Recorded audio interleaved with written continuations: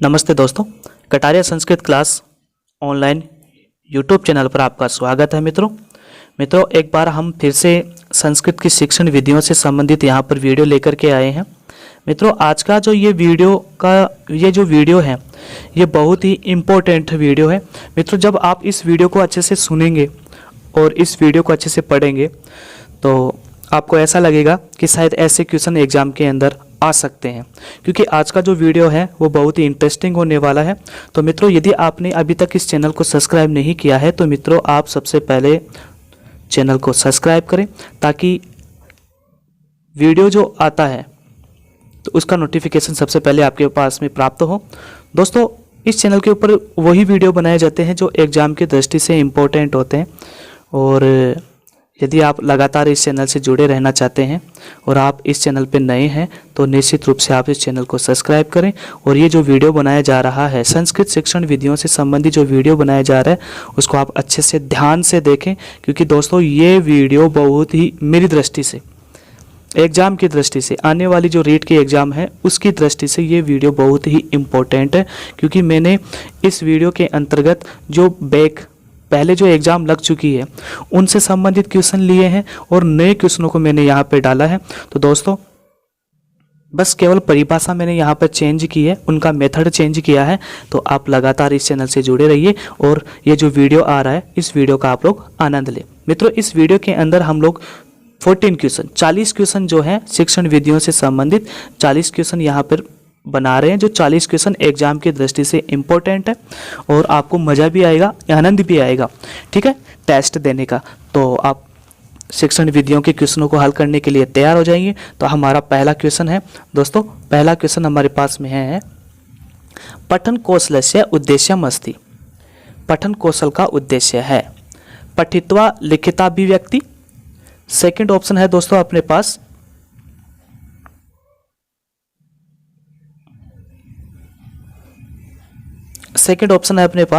पठित्वा मौखिकाभिव्यक्ति।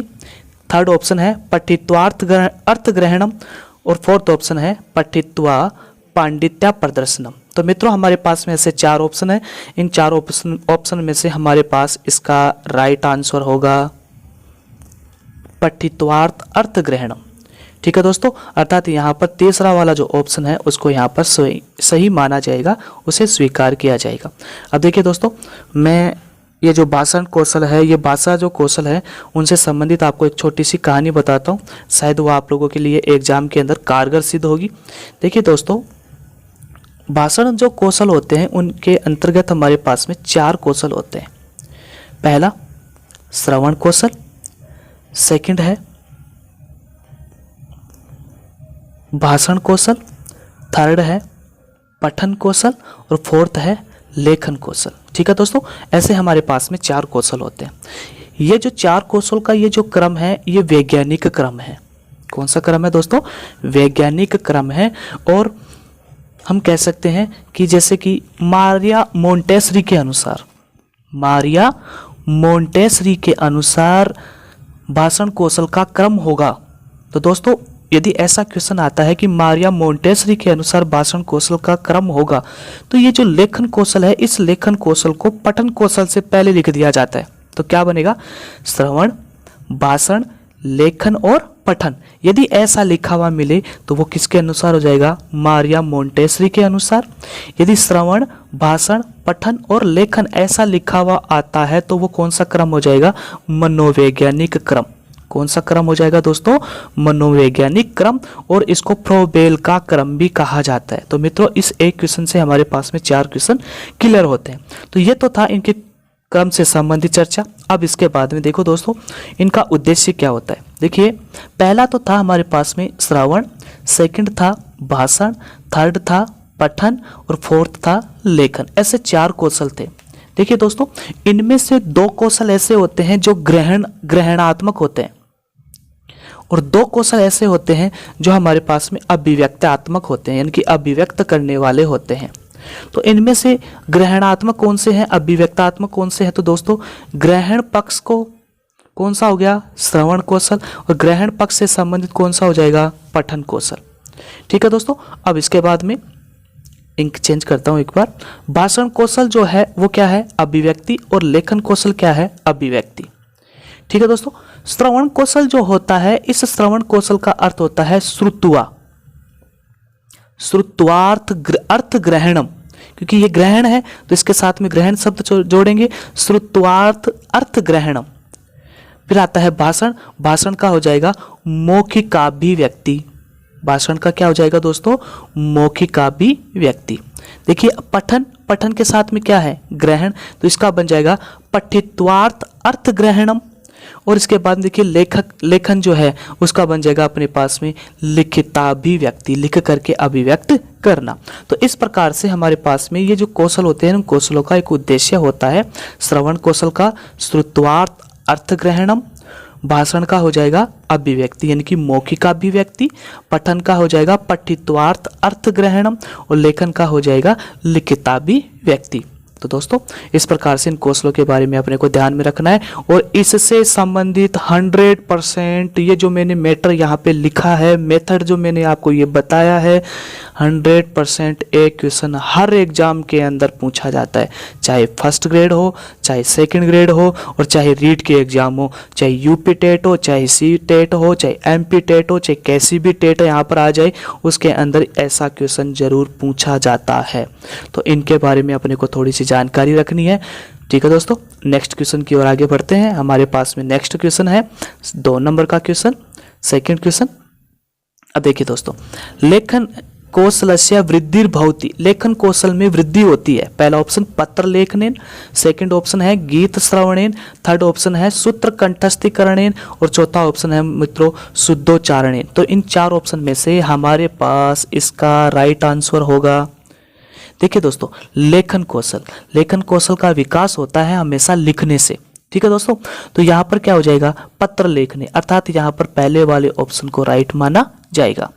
गीत श्रवणेन, देखिए दोस्तों यहाँ पर श्रवण किया जा रहा है, श्रवण का मतलब हो गया, एक तो ये श्रवण कौशल कहलाएगा, एक ये हम लोग कह सकते हैं इसको भाषण कौशल में भी इसको प्रयुक्त किया जा सकता है। ठीक है दोस्तों, लेकिन ये अधिकतर 90% या मैं कह सकता हूँ 98% यह श्रवण कौशल के अंतर आएगा। ठीक है दोस्तों, सूत्र कंठस्थीकरण, ये तो हो गई व्याकरण की, सूत्र को कंठस्थ करना तो क्या हो जाएगा, व्याकरण। शुद्धोच्चारण क्या हो जाएगा, शुद्धोच्चारण। तो मित्रों ये 3 ऑप्शन तो अलग मिल रहे हैं, तो लेखन कौशल ही इसका राइट आंसर, अर्थात लेखन कौशल का कौन सा हो जाएगा, पत्र लेखनम, पत्र लेखनेन वृद्धिर्भवति। तो फर्स्ट वाले ऑप्शन को यहाँ पर स्वीकार किया जाएगा। नेक्स्ट क्वेश्चन देखिए दोस्तों, यदि व्याख्या ज़्यादा की जाएगी तो हमारा वीडियो कुछ लंबा हो जाएगा, क्योंकि इस वीडियो के अंदर हमारे पास में 40 क्वेश्चन डाले गए हैं। तो 40 क्वेश्चनों की व्याख्या सहित हम लोग समझाएंगे तो कुछ लंबा क्वेश्चन, लंबा वीडियो बन जाएगा। लेकिन फिर भी शिक्षण विधियों के अंदर यदि हम लोग यदि एक एक पॉइंट का व्याख्या सहित नहीं समझेंगे, तब तक शिक्षण विधियों अच्छे से क्लियर नहीं हो पाएगी। ठीक है दोस्तों, नेक्स्ट क्वेश्चन है नवीन शिक्षण पद्धत्याम, नवीन शिक्षण पद्धति में व्याकरण शिक्षण से सर्वाधिक रुचि करो विधि मन्यते। ठीक है दोस्तों, पहला है परायण विधि, सेकंड है सूत्र कंठस्थीकरण विधि, थर्ड है आगमन निगमन विधि, और फोर्थ है अर्थावबोधन। तो मित्रों इन 4 ऑप्शन में से हमारे पास इसका राइट आंसर होगा आगमन निगमन विधि। देखिए दोस्तों, इस विधि के बारे में तो आप अच्छे से जानते होंगे कि आगमन और निगमन विधि कहते किसे हैं। तो दोस्तों इस तीसरे नंबर के क्वेश्चन के अंदर तीसरे नंबर का जो ऑप्शन है उसको राइट माना जाएगा, क्योंकि व्याकरण शिक्षण के अंदर सर्वाधिक रुचिकर विधि कौन सी मानी गई है, आगमन निगमन विधि मानी गई है। ठीक है दोस्तों, यहाँ पर ऑप्शन हमारे पास में दोनों एक साथ आ रहे हैं। यदि ये ऑप्शन अलग अलग आ जाए, तो जैसे कि एक तरफ आ जाए आगमन और एक सेकंड ऑप्शन यहाँ पर आ जाए निगमन, तो इन दोनों में से श्रेष्ठ कौन सी है, तो दोस्तों उस समय अपने को यहाँ पर ऑप्शन करना है आगमन विधि। कौन सी विधि कहलाएगी, आगमन विधि इन दोनों से श्रेष्ठ विधि है। ठीक है दोस्तों, अपने को अच्छे से ध्यान में रखना है, क्योंकि एग्जाम के अंदर ऐसे ही क्वेश्चन पूछे जाते हैं जो हम लोगों को कंफ्यूज कर देते हैं, उस कंफ्यूजन को अपने को दूर रखना है। ठीक है दोस्तों, अब नेक्स्ट क्वेश्चन है मुख्यतः भाषा शिक्षण से संबंध है केन सह अस्ति, भाषा शिक्षण का संबंध किससे है, ज्ञानात्मक पक्षेण, भावात्मक पक्षेण, मनोकृत्यात्मक पक्षेण या संसाधेन। तो मित्रों इन चार ऑप्शन में से हमारे पास इसका राइट आंसर होगा। देखिए दोस्तों, भाषा शिक्षण से संबंध जो होता है ना, वो हमेशा क्या होता है, ज्ञानात्मक पक्षेण से संबंधित होता है, क्योंकि ये फैक्ट है, भाषा शिक्षण का संबंध हमेशा ज्ञानात्मक से होगा। तो इसलिए हम लोग यहाँ पर कौन से ऑप्शन को स्वीकार करेंगे, पहले वाले ऑप्शन को यहाँ पर स्वीकार करना है। नेक्स्ट क्वेश्चन है 5वें नंबर का क्वेश्चन, भाषायाः कौशलानि सन्ति, भाषा के कितने कौशल होते हैं। पहला ऑप्शन त्रीणि, चत्वारि, 10 या फिर चतुर्दश। तो मित्रों इन चार ऑप्शन में से हमारे पास इसका राइट आंसर होगा चत्वारि, अर्थात भाषा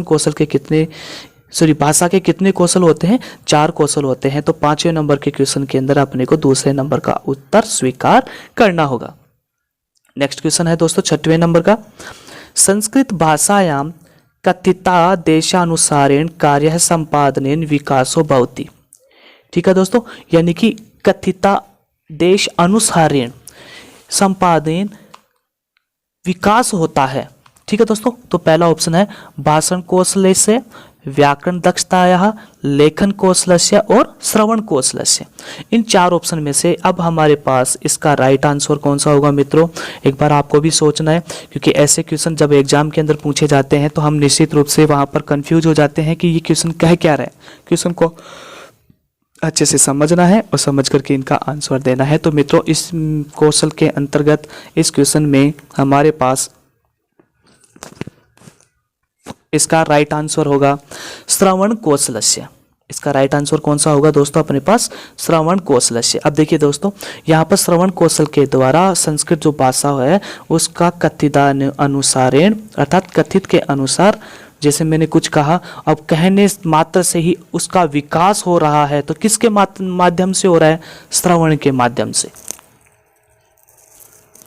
ठीक है दोस्तों, अब नेक्स्ट क्वेश्चन की ओर हम लोग आगे बढ़ते हैं। नेक्स्ट क्वेश्चन है हमारे पास,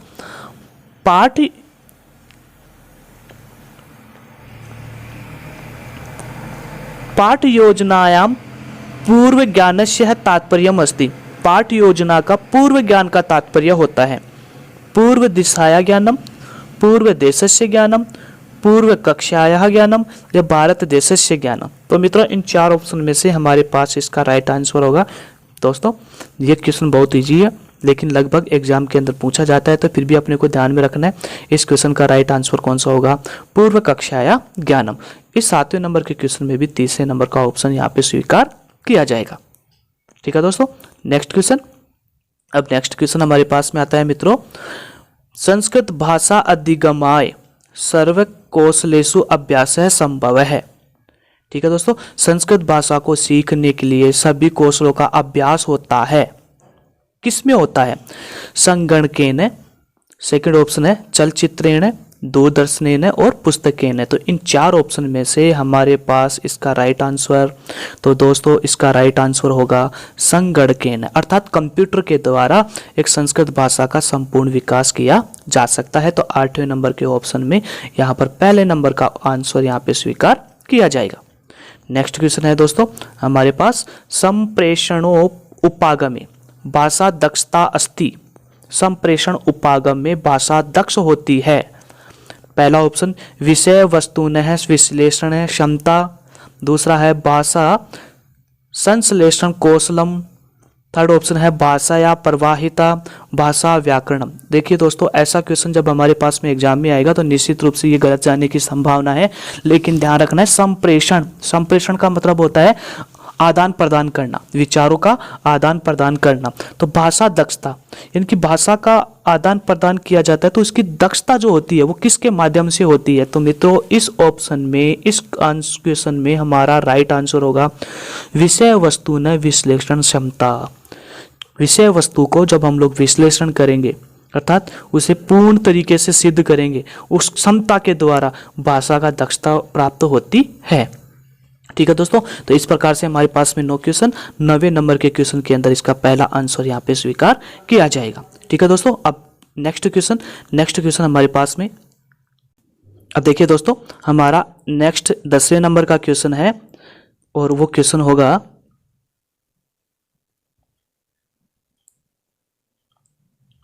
10वें नंबर का क्वेश्चन है, छात्रेषु मुख्य रूपेण जिज्ञासा उत्पाद्यते।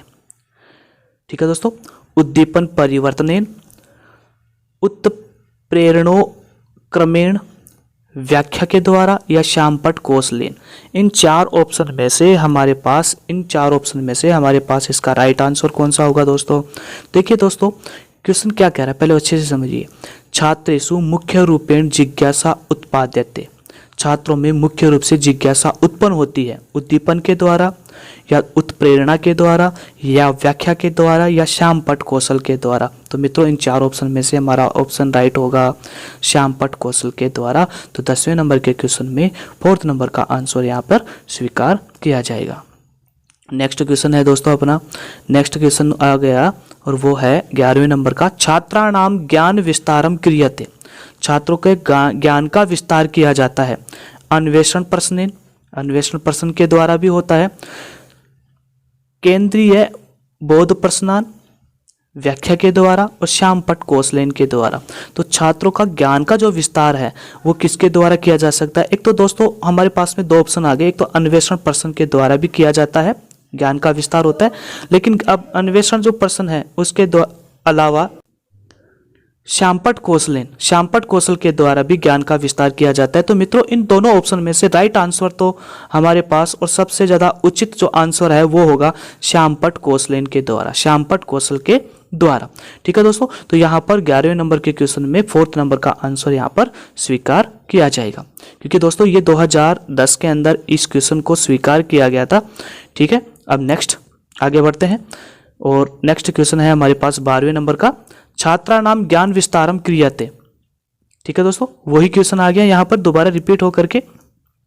अब देखिए, पहला ऑप्शन है अन्वेषण प्रश्न है, सेकंड है केंद्रीय बोध प्रश्न है, थर्ड ऑप्शन है हमारे पास में मूल्यांकन प्रश्न है और 4th ऑप्शन है पुनरावृत्ति प्रश्न है। क्योंकि वहां पर इससे पहले जो 11वें नंबर का क्वेश्चन आया था उसमें हमारे पास श्यामपट्ट कौशल एक उचित आंसर था, इसी कारण से हम लोग यहाँ पर उसको राइट माने थे। अब नेक्स्ट क्वेश्चन ऐसा ही निकल करके आ रहा है, तो यहाँ पर वो कहा जाता है कि अन्वेषण प्रश्न के द्वारा तो ज्ञान का विस्तार होता है, लेकिन पुनरावृत्ति प्रश्न बार बार पुनरावृत्ति की जाती है तो उसके द्वारा भी छात्रों का ज्ञान विस्तार होता है। तो इस ऑप्शन में भी कौन सा माना जाएगा, 4th वाला ऑप्शन माना जाएगा, अर्थात 12वें नंबर में भी 4थे नंबर का आंसर यहाँ पर स्वीकार किया जाएगा।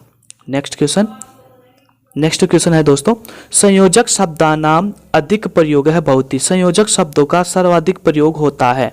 अब संयोजक शब्दों का सर्वाधिक प्रयोग कहाँ पर होता है, प्रश्न कौशल में या श्यामपट्ट कौशल में या प्रस्तावना कौशल में या व्याख्या कौशल में। तो दोस्तों इन चार ऑप्शन में से हमारे पास इसका राइट आंसर होगा श्यामपट्ट कौशल के अंदर सर्वाधिक संयोजक शब्दों का प्रयोग होता है। तो यहाँ पर हमारे पास में 13वें नंबर के क्वेश्चन में 2 नंबर का आंसर यहाँ पर स्वीकार किया जाएगा। नेक्स्ट क्वेश्चन दोस्तों, नेक्स्ट क्वेश्चन है आदर्श वाचनस्य प्रयोजनम अस्ति, आदर्श वाचन का प्रयोजन होता है श्रुत लेखनम, उच्चारण शिक्षणम, त्रुटि संशोधनम या काठिन्य निवारणम। तो इन 4 ऑप्शन में से हमारे पास इसका राइट आंसर होगा दोस्तों आदर्श वाचन एक अध्यापक के द्वारा किया जाता है, पहली बात, यानी कि आदर्श वाचन किसके द्वारा किया जाएगा, टीचर के द्वारा।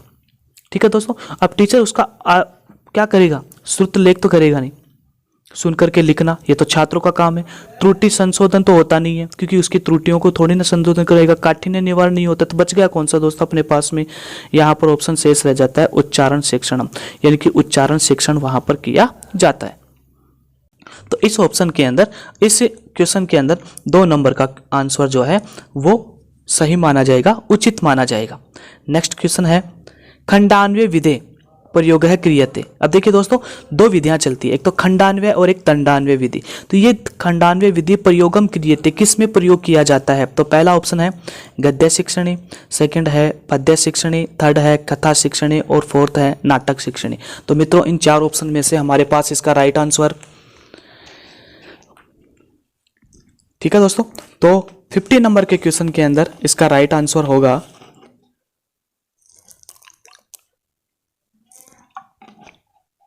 पद्य शिक्षण। क्या होगा दोस्तों, यहाँ पर पद्य शिक्षण के अंदर खंडान्वय विधि का उपयोग किया जाता है। नेक्स्ट क्वेश्चन है दोस्तों अपने पास जो एग्जाम की दृष्टि से बहुत ही इंपॉर्टेंट है। अब देखिए 16 नंबर का क्वेश्चन है पद्य शिक्षणस्य विधिरस्ति, पद्य शिक्षण की विधि है। वाक्य प्रयोग, गहन पठन, भाष्य विधि या फिर अनुलेखनम विधि। तो इन 4 विधियों में से हमारे पास इसका राइट आंसर कौन सा होगा दोस्तों? देखिए, पद्य शिक्षण विधि, पद्य शिक्षण विधि जो होती है उसके लिए हमारे पास में इसका राइट आंसर होगा भाष्य विधि। कौन सी विधि होगी मित्रों? भाष्य विधि। तो 16 नंबर के क्वेश्चन के अंदर क्या हो जाएगा? यहाँ पर 3 नंबर का ऑप्शन सही माना जाएगा। देखिए दोस्तों, नेक्स्ट क्वेश्चन, दंडान्वय विधो दंडः कस्य सूचक है? दंडान्वय विधि में ये जो दंड शब्द है ये किसका सूचक है? पहला ऑप्शन शब्दस्य, दूसरा अर्थस्य, तीसरा लंगूडस्य और चौथा है वाक्यस्य। तो दोस्तों इन 4 ऑप्शन में से हमारे पास कौन सा ऑप्शन सही होगा? तो देखिए दोस्तों, ये क्वेश्चन पहले भी पूछा जा चुका है एग्जाम के अंदर और दोबारा भी ऐसा क्वेश्चन पूछा जा सकता है क्योंकि ये अच्छा क्वेश्चन है और आने वाली एग्जाम को मद्देनजर रखते हुए ऐसे क्वेश्चनों की पुनरावृत्ति की जा सकती है। तो मित्रों इन 4 ऑप्शन में से हमारे पास में इसका राइट आंसर होगा वाक्य। क्या हो जाएगा दोस्तों? वाक्य इसका राइट आंसर होगा। तो यहाँ पर कौन सा ऑप्शन स्वीकार किया जाएगा? 4th नंबर का ऑप्शन यहाँ पर स्वीकार किया जाएगा। ठीक है दोस्तों, नेक्स्ट क्वेश्चन, व्याकरणस्य पर्यायो अस्ति, व्याकरण जो है उसका पर्यायवाची शब्द है। पहला है मानवानुशासनम, सेकंड है शब्दानुशासनम, थर्ड है राष्ट्रानुशासनम, फोर्थ है सैनिकानुशासनम। तो मित्रों इन 4 ऑप्शन में से हमारे पास इसका राइट आंसर, तो दोस्तों इसका राइट आंसर होगा शब्दानुशासनम, यानी कि दूसरे नंबर का ऑप्शन इसका राइट होगा। अब देखिए दोस्तों, पतंजलि की जो महाभाष्य ग्रंथ है, पतंजलि का जो महाभाष्य ग्रंथ है उस महाभाष्य ग्रंथ में इस व्याकरण को शब्दानुशासन कहा गया है। तो ऐसा पूछा जा सकता है कि शब्दानुशासन जो है वह कौन से ग्रंथ में बताया गया है? तो पतंजलि के महाभाष्य ग्रंथ में। याद रखना होगा दोस्तों अपने को। अब नेक्स्ट क्वेश्चन की ओर आगे बढ़ते हैं। नेक्स्ट क्वेश्चन है हमारे पास में, बालाघातम इति कदा प्रयुक्तो दृश्यते? पहला ऑप्शन गहन पठने, मौखिक अभिव्यक्ति, लिखिताभिव्यक्ति या मौन पठने। तो मित्रों इन 4 ऑप्शन में से हमारे पास में देखिए बालाघात कब होता है? ठीक है दोस्तों, बाल आघात यानी कि बच्चा जब पढ़ने लगता है तो उस समय वो कुछ गलतियां करता है तो उसे ही बालाघात कहते हैं। तो किस समय होता है?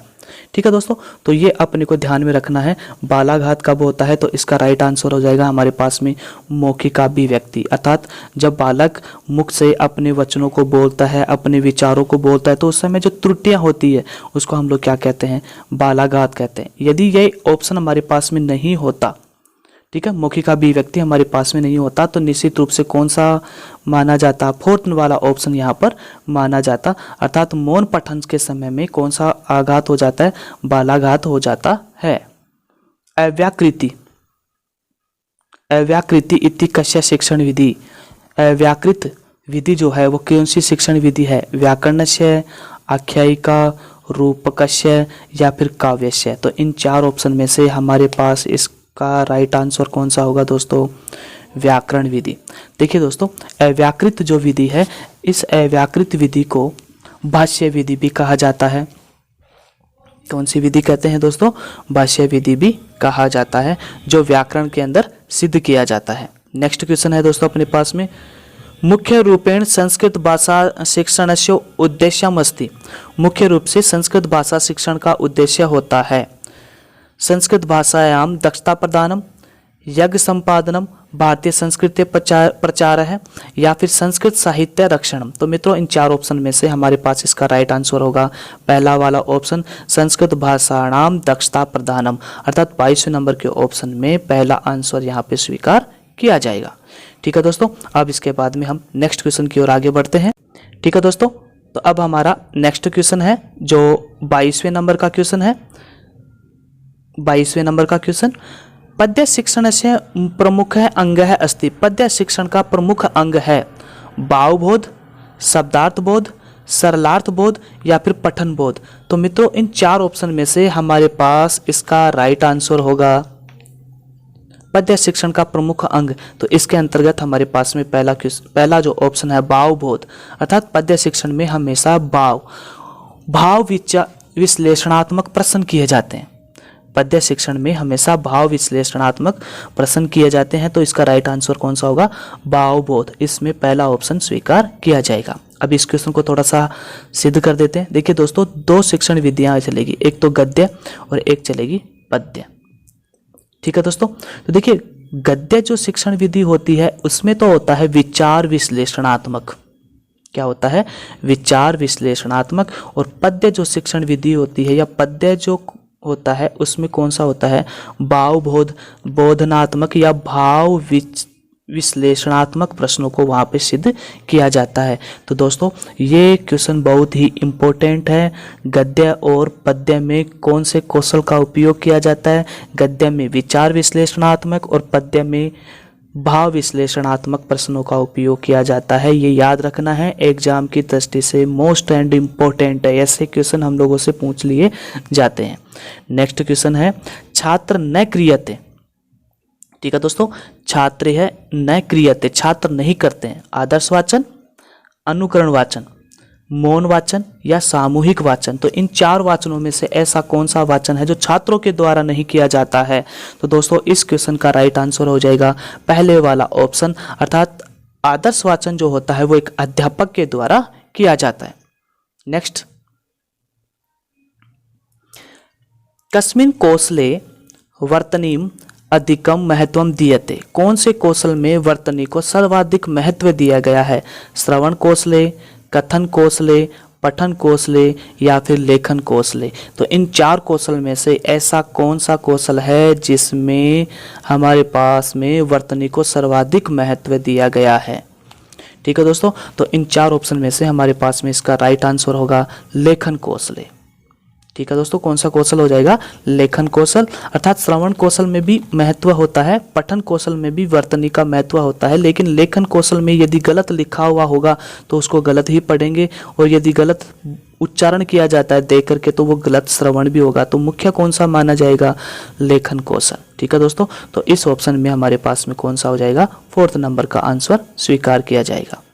अब नेक्स्ट क्वेश्चन है दोस्तों अपने पास में, कस्मिन कौशले अंतिम प्रश्न है समस्यात्मक है बहुत ही। कौन से कौशल में प्रश्न समस्यात्मक होता है? अंतिम प्रश्न। तो ये तो स्वाभाविक सी बात है, सभी को पता है, लेकिन फिर भी हम लोग इसका आंसर बता देते हैं। प्रस्तावना कौशल हमेशा उसका अंतिम जो प्रश्न होता है वो हमेशा समस्यात्मक होता है। नेक्स्ट क्वेश्चन दोस्तों, नेक्स्ट क्वेश्चन है हमारे पास में, निम्नलिखितेषु अनुवादस्य रूपम नास्ति।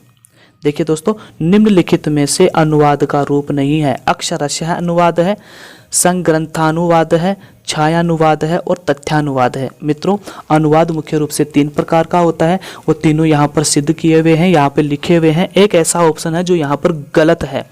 ठीक है दोस्तों, तो इन गलत होने वाला जो ऑप्शन है वो होगा हमारे पास में संग्रंथान अनुवाद है, अर्थात ग्रंथों का अनुवाद नहीं होता है। देखो, अनुवाद जो होता है वो होता है अक्षरश अनुवाद, सेकंड होता है छाया अनुवाद और तीसरा होता है हमारे पास में तथ्यानुवाद। ऐसे 3 अनुवाद होते हैं। नेक्स्ट क्वेश्चन, अब देखिए दोस्तों यहाँ पर क्वेश्चन फिर से रिपीट हो रहा है। दंडान्वय विधो दंड कस्य सूचकः अस्ति। पहला ऑप्शन आ गया अर्थस्य, सेकंड है शब्दस्य, थर्ड है लंडुकस्य और फोर्थ है वाक्यस्य। तो इन 4 ऑप्शन में से हमारे पास इसका राइट आंसर हो जाएगा दोस्तों वाक्य, अर्थात इस क्वेश्चन के अंदर हमारे पास में 4th नंबर का ऑप्शन स्वीकार किया जाएगा। नेक्स्ट क्वेश्चन है, भाषा कौशलानाम सोपानाम क्रमः अस्ति। भाषा कौशलों के सोपान होते हैं। तो दोस्तों मैंने आपको अभी बताया था, जैसे कि इससे पहले एक ऐसा क्वेश्चन आया था पठन कौशल से उद्देश्य भवति, तो उस समय मैंने आपको समझाया था कि एक तो होता है मनोवैज्ञानिक क्रम के अनुसार, एक होता है फ्रोबेल के अनुसार, एक होता है मारिया मोंटेसरी के अनुसार। लेकिन यहाँ पर किसी का नाम नहीं दिया गया, अर्थात वैज्ञानिक क्रम में पूछा गया, तो वो हमारे पास में हो जाएगा LSRW, अर्थात श्रवण, भाषण, पठन और लेखन। तो ऐसा ऑप्शन जहाँ पर भी लिखा हुआ है वही हमारा राइट आंसर होगा। तो इसमें हमारे पास में 3रे नंबर का जो ऑप्शन है उस 3रे नंबर के ऑप्शन को यहाँ पर स्वीकार किया गया है। नेक्स्ट क्वेश्चन है दोस्तों, नेक्स्ट क्वेश्चन है, श्यामपट्ट लेखन है कौशलस्य घटकः नास्ति। श्यामपट्ट कौशल का घटक नहीं है। पहला ऑप्शन है शब्दानाम मध्य समुचित स्थानम, ये तो घटक होता है।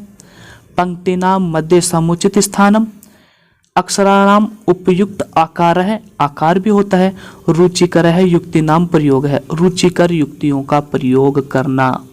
ठीक है दोस्तों, देखिए यहाँ पर हमारे पास में घटक नहीं है। देखिए दोस्तों, घटक कौन सा नहीं है, देखो शब्दानाम, शब्दों के मध्य उचित स्थान होना चाहिए। जब दो पंक्तियां लिखी जाती है तो उनके मध्य में एक निश्चित दूरी, एक निश्चित स्थान होना चाहिए। और उपयुक्त जो आकार है, वर्णों का जो उपयुक्त आकार है, उस आकार के अकॉर्डिंग लिखना चाहिए, क्योंकि जो भी वाक्य हम लोग लिख रहे हैं वो सभी के सभी रुचिकर युक्त है। ठीक है दोस्तों, तो यहाँ पर कौन सा हो जाएगा, फोर्थ वाला ऑप्शन यहाँ पे स्वीकार किया जाएगा, ये इसका घटक नहीं माना जाता है। नेक्स्ट क्वेश्चन है दोस्तों, व्याकरणस्य पाठ योजना नाम महत्वम दीयते, व्याकरण में पाठ योजना का महत्व दिया जाता है। आदर्शवाचनम, आत्मीकरणम, प्रयोग अभ्यासः च या अभिनयम। तो मित्रों, इन चार ऑप्शन में से हमारे पास इसका राइट आंसर हो जाएगा प्रयोग और अभ्यास। अर्थात पाठ योजना जो होती है ना, व्याकरण की जो पाठ योजना होती है वह आदर्श वाचन के लिए नहीं होती है, आत्मीकरण सीखने के लिए नहीं होती है, इसमें किसी प्रकार का कोई अभिनय नहीं किया जाता है। तो हमारे पास में इसका ऑप्शन शेष रह जाता है तीसरे नंबर का ऑप्शन, अर्थात प्रयोग और अभ्यास के द्वारा इस व्याकरण के पाठ को सिद्ध किया जा सकता है। ठीक है दोस्तों, नेक्स्ट क्वेश्चन। अब देखिए दोस्तों, नेक्स्ट क्वेश्चन है हमारे पास, अन्वेषण प्रधान प्रश्न कौशलस्य घटकः नास्ति। अन्वेषण प्रधान प्रश्न जो कौशल होते हैं उनका घटक नहीं है। पुनः केंद्रण प्रविधि, सेकंड ऑप्शन है अंतरक्रिया शैली परिवर्तन है, थर्ड है पुनः अनुदेशन प्रविधि, और फोर्थ है अनुबोधन क्रिया। तो मित्रों, पुनः केंद्रण प्रविधि केंद्रित होना चाहिए, पुनः अनुदेशन प्रविधि अर्थात बार बार उसको उपयोग में लेना चाहिए, और अनुबोधन विधि बच्चों को समझाना चाहिए, बताना चाहिए। लेकिन अंतर क्रिया शैली परिवर्तन, मान लीजिए कोई क्वेश्चन आपसे पूछ रहा है तो उसकी शैली यदि परिवर्तन कर दी जाए तो वो बालकों को वह भाषा समझ में नहीं आएगी। इसलिए उस प्रश्न को इजी बनाने के लिए हमेशा मातृभाषा का प्रयोग करना चाहिए और उसी ही तरीके से उसी भाषा के अंदर उसका उपयोग करना चाहिए। तो इस यहाँ पर इस क्वेश्चन के अंदर सेकंड नंबर के ऑप्शन को यहाँ पर स्वीकार किया जाएगा। पद्य पाठ योजनायाम कीदृशः प्रश्ना न भवन्ति। पद्य पाठ योजना में किस प्रकार के प्रश्न नहीं होते हैं। ठीक है दोस्तों, देखिए सौंदर्यानुभूति प्रश्न, केंद्रीय भावस्य प्रश्न, तुलनात्मक प्रश्न या विचार विश्लेषणात्मक प्रश्न। तो मित्रों, यहाँ पर हमारे पास में आ गया पद्य पाठ योजना। ठीक है दोस्तों, तो यहाँ पर देखिए पद्य पाठ योजना के अंतर्गत हमारे पास में यहाँ पर कौन सा ऑप्शन हो जाएगा, विचार विश्लेषणात्मक प्रश्न। अब देखिए दोस्तों, एक बार फिर से मैं आपको यहाँ पर क्लियर कर देता हूँ। एक तो होता है गद्य और एक होता है पद्य। तो दोस्तों, मैंने ये चीज़ें आपको पहले भी जो क्वेश्चन आया था उसमें मैंने क्लियर कर दिया था, एक बार फिर से मैं यहाँ पर कर रहा हूँ। देखिए दोस्तों, गद्य जो होता है उसमें होता है विचार विश्लेषणात्मक प्रश्न, और पद्य जो होता है उसमें होता है भाव विश्लेषणात्मक प्रश्न। यदि यहाँ पर भाव होता तब तो राइट माना जाता, लेकिन यहाँ पर शब्द लिखा हुआ है विचार विश्लेषणात्मक प्रश्न ऑप्शन में। तो विचार विश्लेषणात्मक जबकि होता किसका है, गद्य का। क्वेश्चन किसका आ रहा है यहाँ पर, पद्य का। तो यहाँ पर इस क्वेश्चन के अंदर कौन सा ऑप्शन स्वीकार किया जाएगा, फोर्थ नंबर का ऑप्शन यहाँ पे स्वीकार किया जाएगा। ठीक है दोस्तों, अब इसके बाद में हमारे पास में 10 क्वेश्चन और शेष रह जाते हैं। अब उन क्वेश्चनों को हम लोग यहाँ पर हल करते हैं। आपका